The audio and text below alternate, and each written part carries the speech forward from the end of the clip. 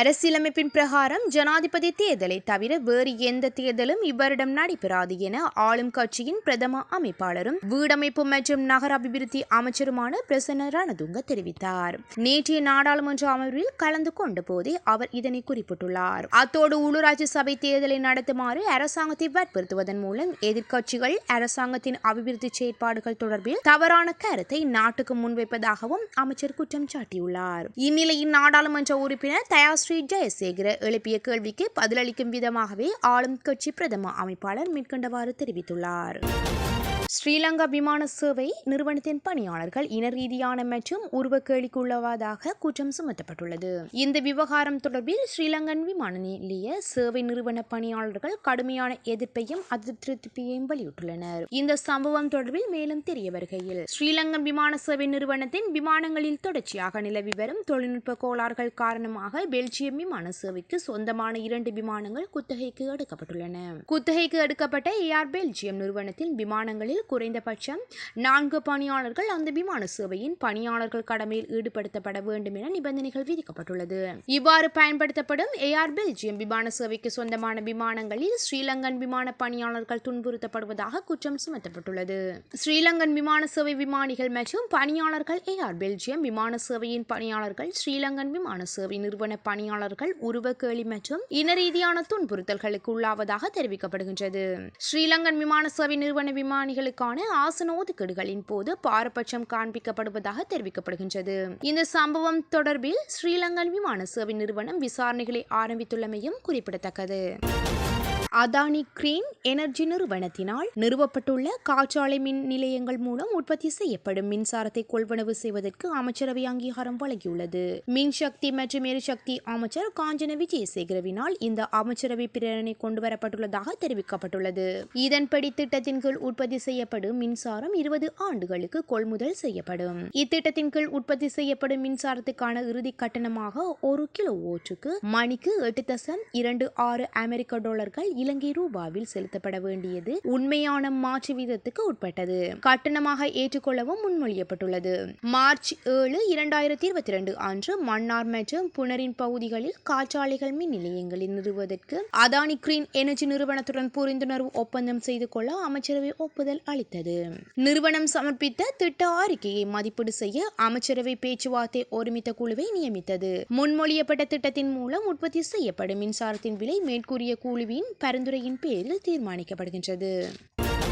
கடந்த 24 மணி நேரத்தில் நடந்த பீதி விபத்துகளில் 2 பெண்கள் உட்பட 4 பேர் உயிரிழந்துள்ளதாக போலீசார் கூறியுள்ளனர். அதன்படி நீண்டம்புவ, வளப்பனை, கிளிநொச்சி மற்றும் மத்தொகையோட ஆகிய போலீஸ் பிரிவுகளில் இந்த விபத்துகள் இடம்பெற்றுள்ளதாக போலீசார் நேற்று முன்தினம் தெரிவித்தனர். வளப்பனை, நில்தண்டாகின, கலகனவத்தை, குறுகிய வளைவு மற்றும் செங்குத்தான வீதியில் மாளிகாதன கல்போத்தவில் இடம்பெற்ற விபத்தில் 31 வயதுடைய நபர் ஒருவர் உயிரிழந்துள்ளார். பெக்கோ இயந்திரம் ஒன்று அதன் சாரதியின் கட்டுப்பாட்டு இழந்து வீதியை விட்டு விலகி சுமார் 9 மீட்டர் தூரத்தில் உள்ள பள்ளத்தில் விழுந்ததில் இந்த விபத்து இடம்பெற்றுள்ளது. இதேவேளை கண்டி ஜாழ்ப்பாணமே 9 வீதி பரந்தன் பகுதி வீதியின் இடது புறத்தில் பயணித்த பஸ் ஒன்று பாதசாரிகள் மீது மோதியதில் விபத்து ஒன்று ஏற்பட்டுள்ளது. விபத்தில் படுகாயமடைந்த பாதசாரி கிளிநொச்சி வைத்தியசாலையில் அனுமதிக்கப்பட்டதன் பின்னர் உயிரிழந்துள்ளார். வவுனியா நெலுங்குளம் பகுதியைச் சேர்ந்த 27 வயதுடைய நபரை உயிரிழந்துள்ளார். மத்தேகட கிரிக்கம் பவுனும மற்றும் செல்கஸ் சந்திக்கு இடையிலான பிரதான வீதியில் மத்தகொட நகர பகுதியில் வீதியில் நடந்து சென்ற பாதசாரி பெண் மீது கார் மோதியதில் 69 வயதுடைய பெண் ஒருவர் உயிரிழந்துள்ளார். இதேவேளை கொழும்பிலிருந்து கேண்டி செல்லும் பிரதான வீதியில் நிட்டம்புவ நகரில் பாதசாரி கடவையை கடந்த பெண் மீது வேன் மோதியதில் விபத்து ஒன்று ஏற்பட்டுள்ளது. விபத்தில் படுகாயமடைந்த அத்தனக்கல பிரதேசத்தில் வசிக்கும் 70 வயதுடைய பெண் வத்துப்பிட்டிவல வைத்தியசாலையில் அனுமதிக்கப்பட்டதன் பின்னர் உயிரிழந்துள்ளதாக போலீசார் கூறியுள்ளனர். ஹங்வெல்ல ஜல்தர அரச வீடமைப்பு தொகுதியில் குழந்தைகளை பணைய கைதிகளாக பயன்படுத்தி மனைவியை கொல்ல வந்த கணவனால் அங்கு பெரும் பரபரப்பு ஏற்பட்டுள்ளது.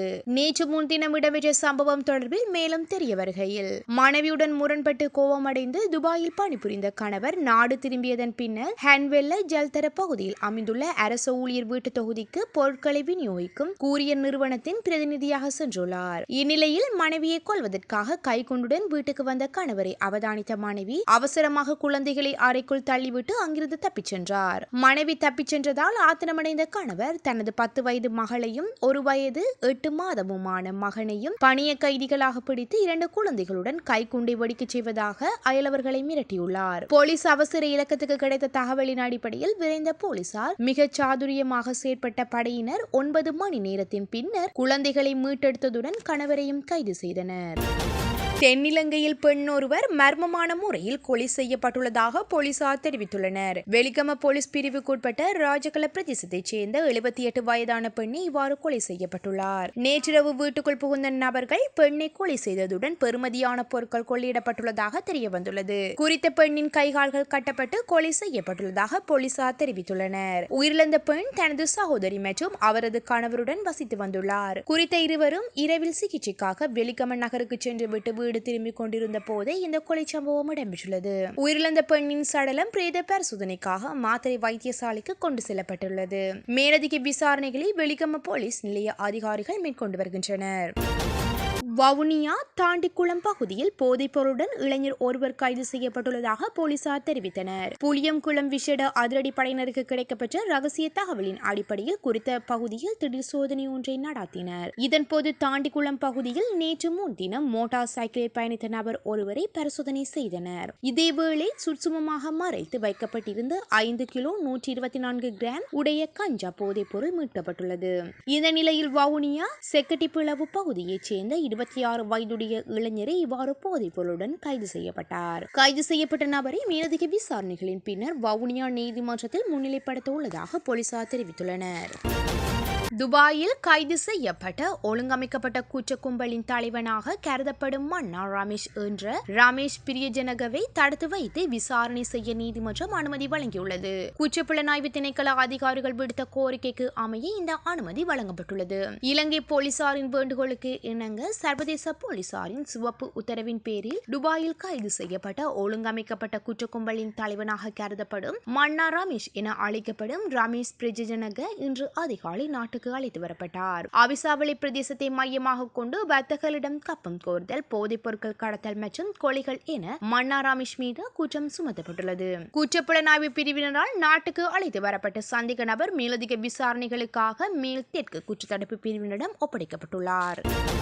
ஜாழ்ப்பாணத்தில் நிலவும் அதிக வெப்பம் மற்றும் வெப்ப அலை காரணமாக 5 பேர் உயிரிழந்துள்ளதாக ஜாழ் போதனா வைத்தியசாலையின் பொது மருத்துவ நிபுணர் டி பேரானந்தராஜா தெரிவித்துள்ளார். ஜாழ் போதனா வைத்தியசாலையில் திங்கட்கிழமை நடைபெற்ற ஊடகவியலாளர் சந்திப்பின் போது அவர் இந்த தகவலை வெளியிட்டார். இதன்போது அவர் மேலும் தெரிவிக்கையில், ஜாழ்ப்பாணத்தில் தற்போது அதிக வெப்பமான காலநிலை காணப்படுகின்றது. ஒரு மனிதனின் உடலானது 40.5 சென்டிகிரேட் அல்லது 105 ஃபாரன்ஹைட் வெப்பத்தை தாங்கும். அதனை தாண்டும் போது தீவிரமான பாதிப்புகள் ஏற்படும். வெப்ப அதிகரிப்பால் வியர்வை அதிகரிப்பு, வியர்க்குறுகள் போடுதல் போன்றவை ஏற்படும். வியர்வை அதிகரிப்பால் உடலின் நீரின் அளவு குறைவடைந்து மயக்கம் ஏற்படும். இந்நிலையில் தொடர்கின்ற போது ஹீட் ஸ்ட்ரோக் ஏற்படும். அத்துடன் சிறுநீரகம், இருதயம், சுவாசப்பை போன்றவை செயலிழக்கும். அது மட்டுமல்லாது குருதி சிறுதட்டுகளின் எண்ணிக்கை குறைவடைந்து உடல்நிலை மிக மோசமாக பாதிக்கப்படும். மூளை செயலிழந்து மயக்கம் ஏற்படும் சம்பவங்களுக்கு நிகழும் எனவும் அவர் குறிப்பிடுகின்றார். இந்நிலையில் யாழ் போதனாவில் சிகிச்சை பெற்று வந்த சுமார் 5 பேர் ஹீட் ஸ்ட்ரோக் காரணமாக உயிரிழந்துள்ளனர்.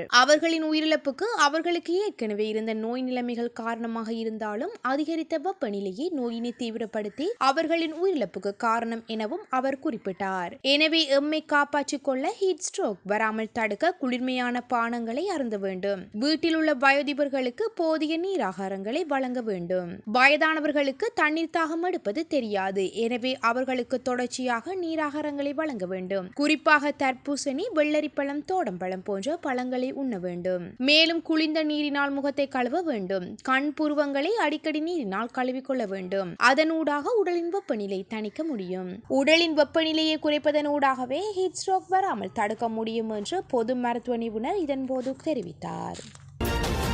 யாழ்ப்பாணம் தெள்ளிப்பளையில் இளம் தாய் சடலமாக மீட்கப்பட்ட நிலையில் சம்பவம் தொடர்பில் கைது செய்யப்பட்ட சிறுவனிடம் முன்னெடுக்கப்பட்ட விசாரணையில் தானே தனது தாயின் கழுத்தை நெரித்து கொலை செய்ததாக அவர் வாக்குமூலம் வழங்கியுள்ளார். இதனை அடுத்து கைதான சிறுவனை போலீஸ் நிலையத்தில் தடுத்து வைத்து விசாரணைகளை போலீசார் முன்னெடுத்துள்ளனர். இந்த நிலையில் சந்தேக நபரான சிறுவன் மனநலம் பாதிக்கப்பட்டவர் என அயலவர்கள் தெரிவித்துள்ளனர். அத்தோடு சிறுவன் தொலைபேசி விளையாட்டுகளுக்கு அடிமையானவர் எனவும் அதனால் சிறுவன் கடுமையான மன உளைச்சலுக்குள்ளாகி இருந்தார் எனவும் தெரிவிக்கப்பட்டுள்ளது. தாயார் நித்திரை மாத்திரைகளை பாவித்துவிட்டு உறக்கத்தில் இருந்த போது அவரது கழுத்தை நெரித்து கொன்றதாக தெரிவித்தார். கொலையின் பின்னர் கொழும்புக்கு பேருந்தில் சென்றதாகவும் அங்கு இறங்கி சிறிது நேரம் உட்கார்ந்துவிட்டு மறுபடியும் பேருந்தில் ஏறி யாழ்ப்பாணம் வந்து தெள்ளிப்பளையில் வந்ததாகவும் அவர் தெரிவித்துள்ளார். அதன் பின்னர் வீட்டுக்கு சென்ற போது தாயாரின் கண்ணீர் அஞ்சலி பதாதைகளை கட்டப்பட்டிருப்பதை பார்த்துவிட்டு நேராக போலீஸ் நிலையம் வந்ததாகவும் தெரிவித்துள்ளார். சிறுவன் மல்லாகம் நீதிமன்றத்தில் முற்படுத்தப்பட்டு அச்சுவேலியில் உள்ள சிறுவன் சீர்திருத்த காப்பகத்தில் தக்க வைக்கப்பட்டுள்ளார். யாழ்ப்பாணம் தெள்ளிப்பளை பகுதியில் கடந்த வெள்ளிக்கிழமை வீடொன்றில் இருந்து சந்தேகத்துக்கிடமான முறையில் உயிரிழந்த பெண்ணின் சடலம் கண்டெடுக்கப்பட்டது.